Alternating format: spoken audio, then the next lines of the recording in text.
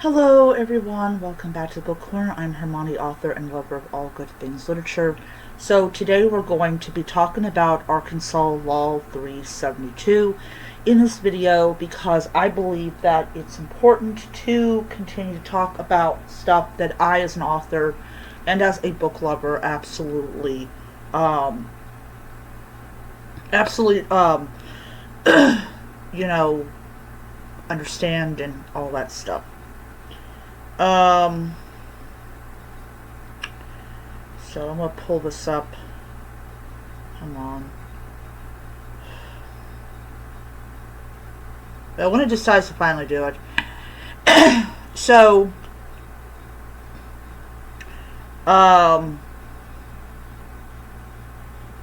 here it is.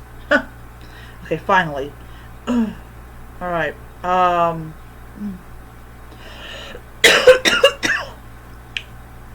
Alright, so this is from KALS. This is Central Arkansas Library System. So,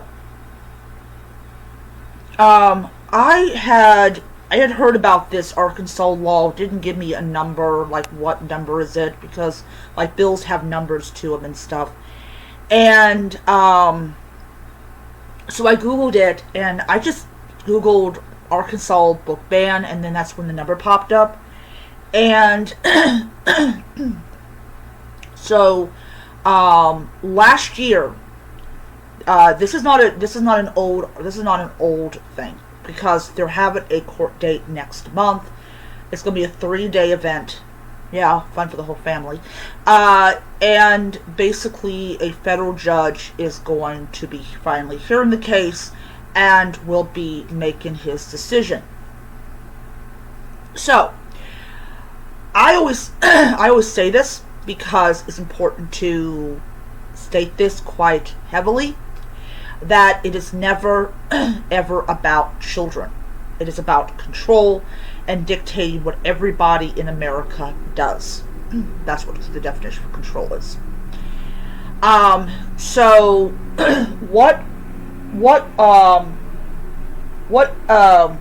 372 does is it goes and it goes and it punishes anyone for allowing children to read books. And what I mean by that is books that Moms for Liberty does not want children to read. Remember, their job is to raise your children. So, if a library or a bookseller, I'm talking about independent booksellers, I'm talking about Barnes and Noble, if they're caught selling a book that has been banned, I use that quotation here, banned, from basically, okay, let's say for instance, I'm a parent, and I will be adopting, so that will happen.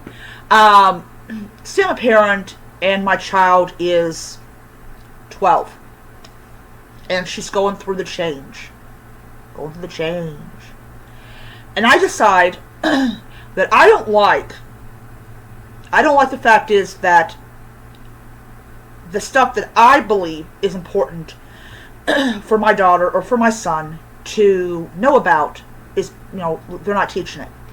Like, they're not teaching about sexually transmitted diseases. They're not talking about safe sex. They're not talking about this stuff. If I went to Barnes & Noble, if this law was allowed to go in effect, I would go to Barnes & Noble and I get a book called It's Perfectly Normal.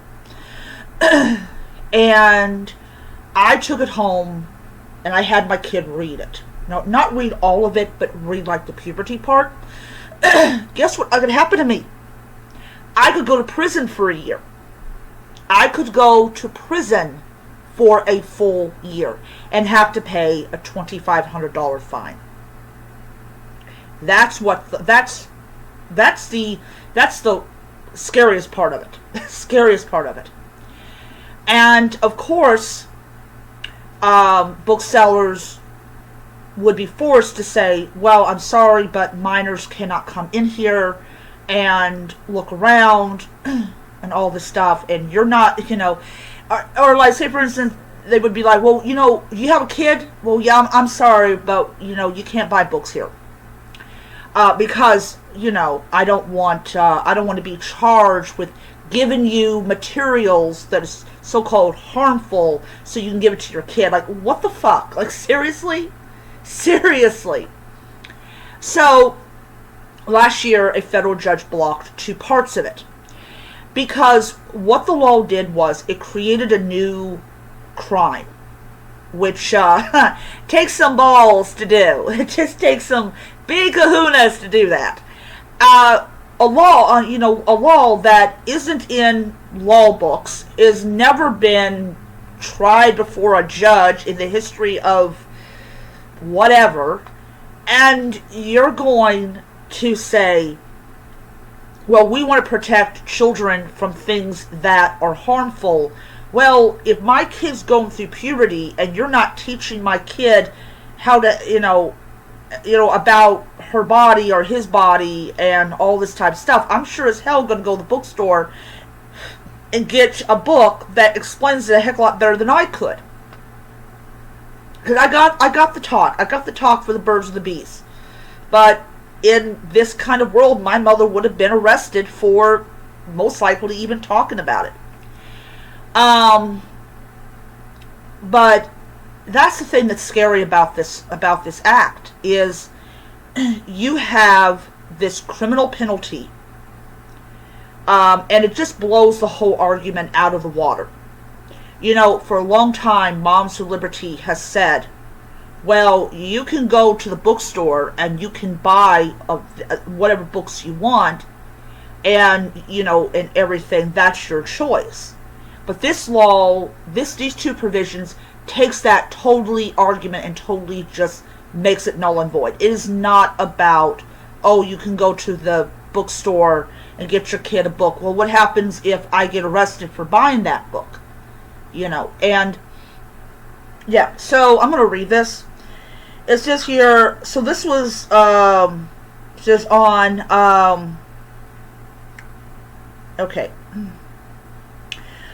So this is from last year. On August 1st, a new law concerning libraries, librarians, and books went into effect. 2 sections of that law, known as Act 372, did not take effect because of a ruling issued in a lawsuit KLS and others filed in federal court in June. Our libraries and 2 others, along with bookstores and a number of individuals and organizations, challenged the constitutionality of those 2 provisions, Section 1 and Section 5. We have previously described our concerns that prompted the CALS board to authorize our lawyer to file a lawsuit in federal court over Act 372. Section 1 of Act 372 establishes a new criminal offense in Arkansas called furnishing a harmful item to a minor. Now, we're not talking about a gun. There's already laws about guns. Anyone, including a librarian, bookstore owner, or even a parent/guardian, commits this crime punishable up to a year in prison if she furnishes, presents, provides, makes available, gives, lends, shows, advertises, or distributes to a minor an item that is harmful to minors. Now, as I said, we're not talking about violent video games. We're not talking about violent TV shows, like violent movies. We're talking about books. If I let my daughter to read this book and she's 15, I could go to prison for it.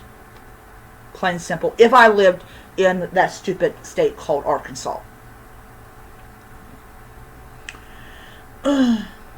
Alright, separate law defines minor as anyone under 18 years of age, and harmful to minors are as materials having sexually explicit descriptions or images that would meet the Supreme Court's definition of obscenity as to minors.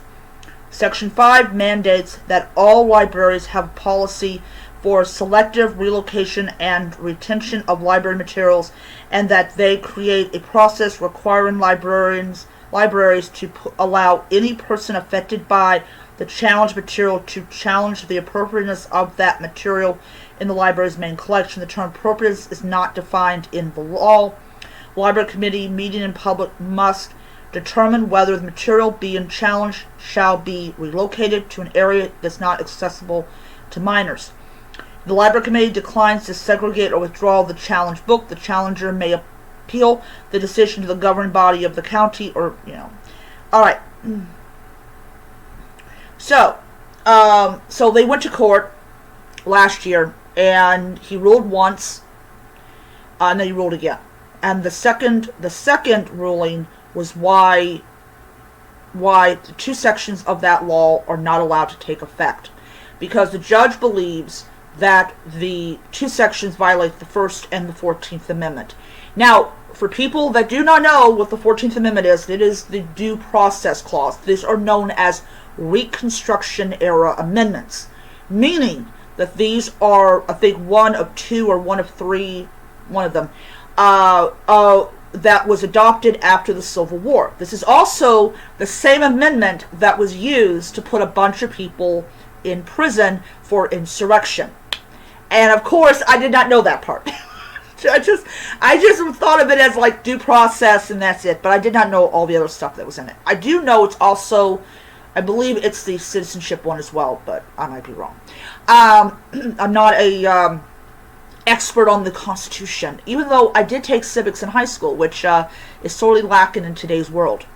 The First Amendment, of course, is quite plainly, it is the foundational, the cornerstone amendment that all other amendments follow, and the First Amendment, as everyone knows, deals with religion, press, and most importantly, free speech. PICO, back in, I believe it was the 80s, I might be wrong on that, but I do know it was last century, they ruled that school boards could not remove books based on their content. And school boards have forgotten that particular ruling because nobody has ever tried to challenge PICO and has never tried to take a book ban law up to the Supreme Court. So, because you got a whole slew line of federal judges and appellate courts that literally are trying to keep that from going up to the Supreme Court, because it could either work for librarians or be, and all that. But this law is absolutely brutal, especially if you have the danger that parents might be arrested for buying harmful stuff. And the question that a lot of people ask, well, you're all about parental rights, but yet you have a law that may arrest parents for exercising their parental rights. And that's why I say Moms for Liberty is a big fat fraud. They're only in it for the money. They're only in it for the notoriety. They don't give a damn about actual parental rights. And they don't. And anytime that you try to hit them with facts, they act like they're a bunch of dumb broads, which they probably are. The only reason I'm doing this video is I like to keep people updated on a lot of the stuff that's going on in America, because as an author, as a book lover, I feel like it's my obligation to actually do this. Because we're seeing that excuse not being quite there. Like, it's not, so I have the parental right to go to Barnes & Noble and buy Salem's Lot for my 17-year-old kid. But then I turn around and say, well, there's a law that says I'm not going to be able to do that because, It's like, what are they going to do? Like, look through the blinds and see if people are reading illicit books? Like, give me a break. But as I said, next month next month the court is things going to happen, um, which I am very, very happy. Um, see if it has it, because I really would.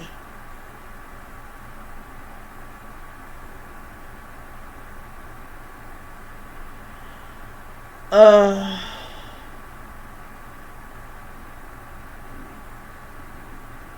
um, yeah, it doesn't say when the date is. Um, but anyways, so, but I do know it's in October. I do know it's in October. I think it was October 12th or October 14th, one of the two dates. But it's definitely not. It's definitely not. It's not around Halloween, so it's like before Halloween. Now they said that if there is a confliction or like something happens, then they're going to move it to the 20th, not the 20th, but to December, which is not a great time to go to court. I don't care what you've done. December is not a good time to go to court. I should know. I've been to housing court in December, and it's not a fun time of year. But yeah. So I'm very happy that the judge last year blocked it, because it was going to be a nightmare. I mean, you just imagine like going to Barnes and Noble and having a sign on the door saying, due to bill whatever, if you're under the age of 18, you cannot enter our establishment. And also, I can see, and I told my brother this, I know that the judge is going to null and void the entire law. Because you're talking about interfering with businesses doing business. Especially Barnes and Noble. And don't tell, I know, there is Barnes and Nobles in freaking Arkansas. And they rely on women bringing their children in. Because I was at Barnes and Noble one time. And I do plan to go back to Barnes and Noble before I move. I went to Barnes and Noble, and I saw all this delicious, illicit literature. I was in the children's section, because I was getting the, at the time, it was the new Percy Jackson book. That's before Ryden did his nonsense. But anyways, there was a woman who came in. She had 4 kids with her, and they were all minors. And literally, they would just walk around the little children's area and pull books out. And the only thing I was really concerned about was they were going to rip the pages. When you go and tell a mother that, I'm sorry, you can't bring your kids into our establishment, it literally is just, it's stupid. It really, and Huckabee Sanders, I'm like, oh man, we definitely have, that Arkansas definitely needs a new governor, but it's this war on, it's this war on like the future of our children, which I will be, in all honesty, there's not a lot of children being born. And so I think like laws like that will just become redundant and people just are going to ignore it. But back to the federal judge, I got a feeling he's going to null and void the law because, as I said, it interferes with businesses doing business in Arkansas. And it also tells parents that you do not actually have any kind of parental rights. That our mission to protect your children from dangerous stuff is just a smokescreen to basically raise your children. And it's ridiculous. It absolutely is ridiculous. But what do you expect from a bunch of people that have nothing better to do with their time than to go after books and they know about PICO. They know about PICO. You cannot tell me they don't know anything about PICO. Everybody knows about PICO except for people that actually don't care about what happened last century. But you just, it's like, it's it's freaking stupid. It's absolutely stupid. And then meanwhile, in the Fifth Circuit Court of Appeals, also known as Neil Gorsuch's least favorite appellate court in existence, they're currently having a little trial about, Texas trying to tell adults what they can and cannot read. People that elect you and elect the president and elect, members of the House and Senate.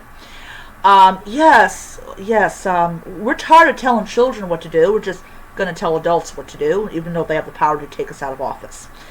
But that lovely debacle is going on right now, and yes, I do like when appellate courts ask, intelligent questions and stuff like that, because they want to make sure that there's no way it can go to the Supreme Court.